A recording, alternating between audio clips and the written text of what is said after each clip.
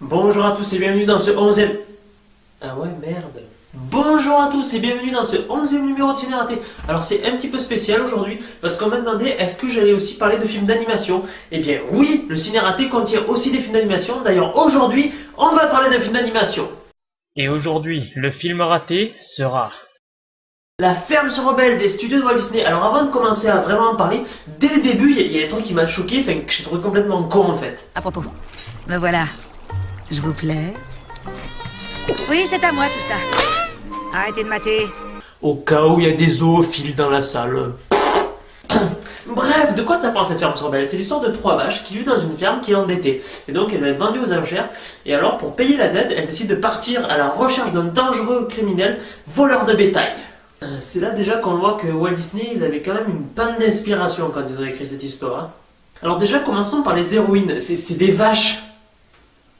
Des vaches! Sérieux, mais on s'en fout, c'est naze des vaches. Enfin, je suis désolé s'il y a des gens qui adorent les vaches, moi aussi j'adore la viande hachée, mais on s'en fout de vaches, c'est quoi la prochaine étape? Il n'y a pas moins palpitant qu'une vache? Ah si, oui, d'accord, le prochain film alors ça va être sur des oursins. En plus Disney, en plus de la magie, des chansons mémorables, tout ça, c'était aussi quand même pas mal d'action, des combats, tout ça, mais ils vont faire quoi comme combat avec des vaches? Faites-moi sortir ces vaches! C'était peut-être pas le moment de venir.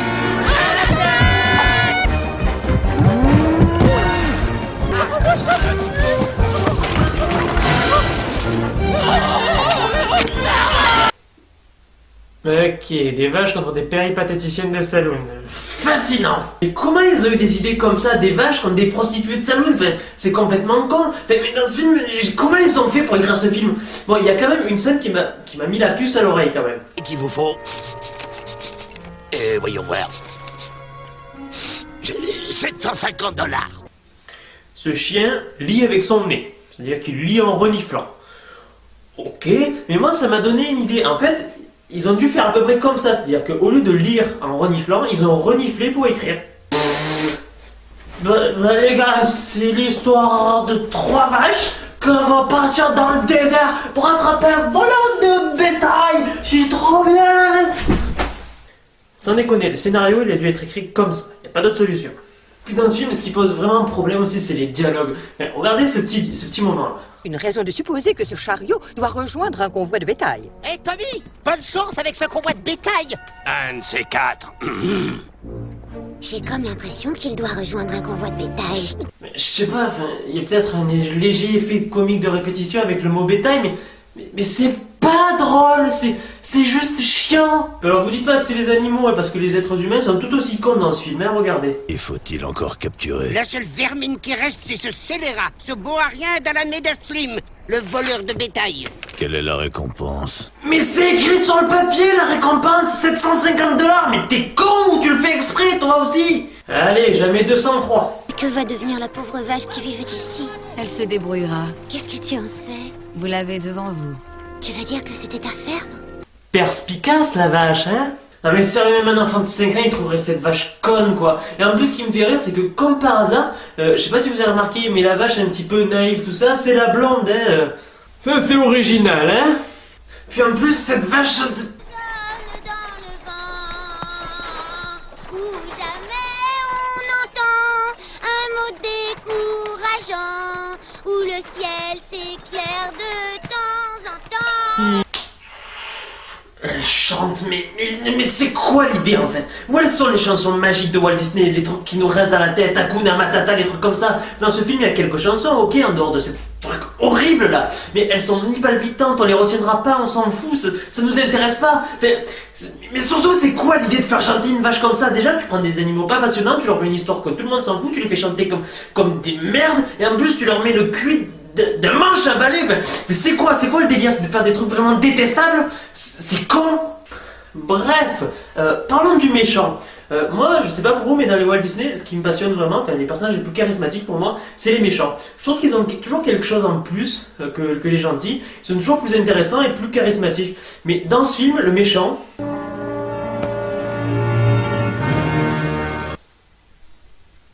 Un gros roux. Waouh! Alors attention, je dirais qu'on a des personnes qui ont un peu de peau ou les cheveux roux, mais un mix de ces deux caractéristiques, ça peut pas faire un méchant charismatique de Walt Disney, je suis désolé. Ah, alors, le seul truc cool sur ce personnage, c'est ça. Taisez-vous, en douille, on a du pain sur la planche. Il a la voix de Mel Gibson. C'est un petit peu léger comme truc cool, mais il a la voix de Mel Gibson, alors c'est cool. Et là on se dit, ah, le méchant va nous exposer son plan diabolique, il va nous faire des choses de méchant. Vous voulez savoir la manière dont il vole du bétail? Je vole, donc je suis, c'est ma devise. Dès que les vaches tombent à mes pieds, je les hypnotise. Quoi? Non mais c'est n'importe quoi. Ils savaient trouver que ça comme idée, un méchant qui yogle. Et là c'est au-delà de renifler, c'est renifler, se piquer en picolant et en fumant, mais c'est n'importe quoi, il faut être drogué pour imaginer ça. D'ailleurs, en parlant de drogue, j'ai trouvé une scène que elle sort de l'esprit d'un drogué, il n'y a pas d'autre explication.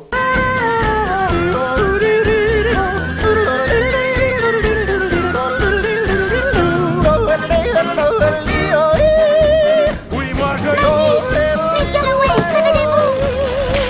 Ça marche pour les vaches et les bisons.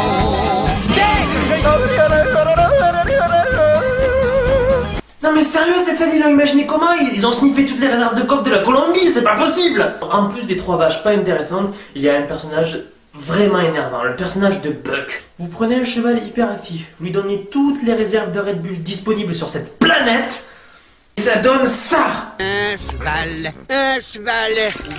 Voyons voir. Je suppose qu'il te faut un cheval rapide, hein? Une vraie flèche. Faudra aussi qu'il tienne plusieurs jours sans faire le plein. Suspension renforcée, discret, silencieux, fiable sur tout terrain. Déchire tout. Bisous, bisax. Et voilà, là non plus, c'est pas drôle, c'est juste chiant ce personnage à sauter, courir de partout, oui, c'est chiant, c'est pas drôle, c'est juste chiant. Et j'ai fait mieux, j'ai trouvé une accumulation de scènes pas drôles et chiantes en même temps. Avec la disparition de ces vaches à lait, ce pauvre idiot est fauché comme les plaies. L'occasion rêvée pour un investisseur au-dessus de tout soupçon de s'emparer de toutes ces Sérieusement, ça a la chance.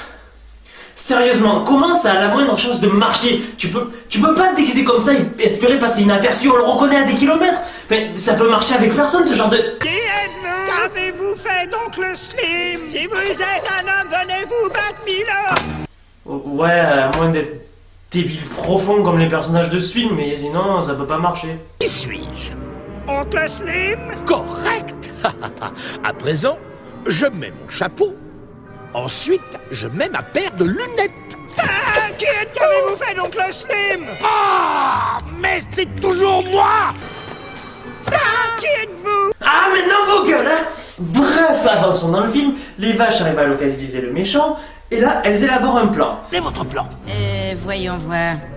Vous attirez son attention. Moi, j'arrive par derrière, je le pousse dans le wagon, on le chouchichonne et roule les jeunes jusqu'au bureau du shérif. Et pour couronner le tout, on devrait lui rectifier le portrait avec ça. Voilà ce que j'appelle travailler du chapeau. Là, c'est simple, c'est précis, ça peut être cool.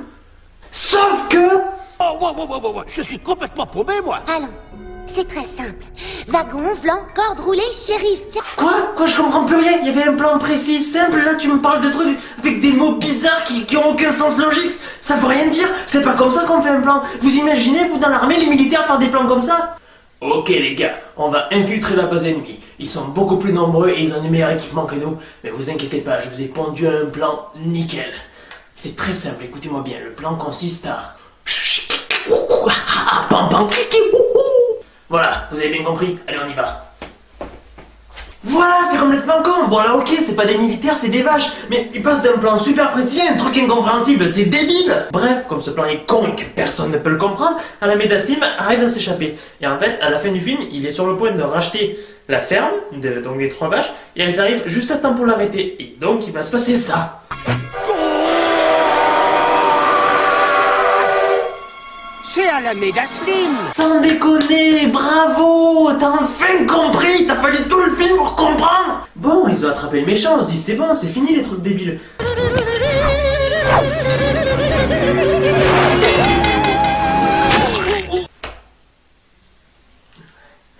Une vache Matrix.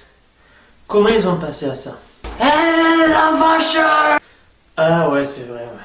Le seul point positif de cette scène, c'est que le méchant allait recommencer à yogler et que cette vache lui fait fermer sa gueule. Alors profondément, du fond du cœur, merci! Voilà, à la fin, tout le monde il est content, tout le monde il est heureux, les vaches elles ont gagné. Alors la morale de ce dessin animé, c'est... Si jamais t'as besoin d'argent, par combattre le crime, va chercher des mercenaires au risque de ta vie, c'est cool! Sérieux, elle est où la magie Disney là? Elle est où la leçon, le truc que tu retires, quelque chose de positif? C'est quoi? Qu'est-ce qu'il y a dans ce film? Il n'y a rien, c'est juste d'une planitude extrême, c'est juste chiant à regarder, pas drôle. Et quand je vous dis que c'est pas drôle, c'est que c'est pas drôle. Voilà un exemple de l'humour de ce film. Oh,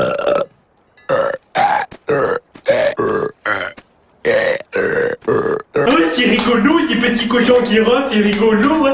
On dirait une otarie à faire ça. Vous voulez savoir le meilleur? Le film il dure 1h07. Ça pourrait être du foutage du gueule si c'était pas le seul point positif de ce film. C'est-à-dire que c'est horrible, mais ça dure pas trop longtemps. Ah, par contre, comme vous avez pu le remarquer au niveau des extraits, au niveau des dessins, c'est un petit peu... moche. Y a pas d'autre mot. Sérieux, c'est ça qui me gaffe dans ce film. On dirait que vraiment, les studios Disney, ils ont fait aucun effort. Ils ont fait des dessins, les minimalistes, une intrigue pas intéressante, une histoire de merde, ils se sont pas pris la tête, ils ont fait on va se faire du pognon. Franchement, ça me déçoit, mais vraiment. Bon, franchement, j'ai assez parlé de ce film, passons directement au... The bonus of the day. Alors, un peu comme à mon habitude, ce sera un double bonus of the day. Tout d'abord, la seule scène que j'ai trouvée sympa dans le film, et en deuxième, une petite accumulation de répliques bien chiantes, pour vous laisser un bon souvenir. Passons à la scène sympa.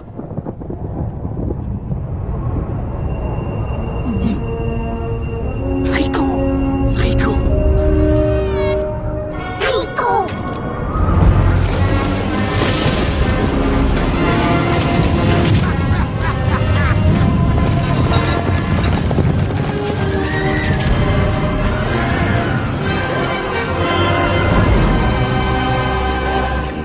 Voilà, alors moi ce qui m'a plu dans cette scène, c'est vraiment le côté caricatural du personnage de western. Il arrive, toute la météo elle change, il y a une tempête de sable autour de lui. Enfin, voilà, je pense pas que c'était pour ça à la base, c'était vraiment pour montrer que le personnage était dark.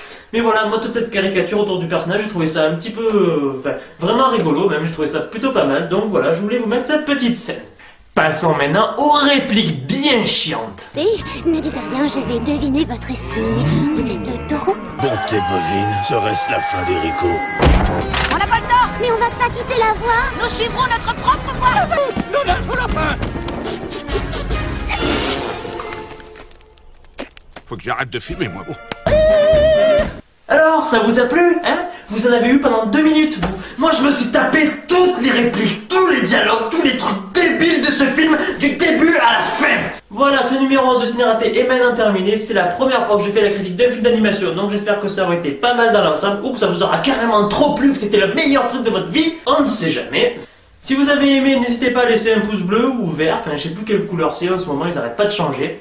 Abonnez-vous à ma chaîne, laissez-moi des commentaires, venez même sur le Facebook de l'émission, il y a plein de trucs de folie, genre la dernière fois on a fait plein de trucs et tout, venez, c'est génial. Voilà, encore merci d'avoir regardé cette vidéo et à la prochaine. Ah au fait, il y a un petit message qui est sympa dans le film, c'est celui-là. Mais qui voudrait manger de la poule? Voilà quoi, comment on peut manger des poulets, c'est vraiment pas cool quoi, sans déconner les gens. Vous en voulez?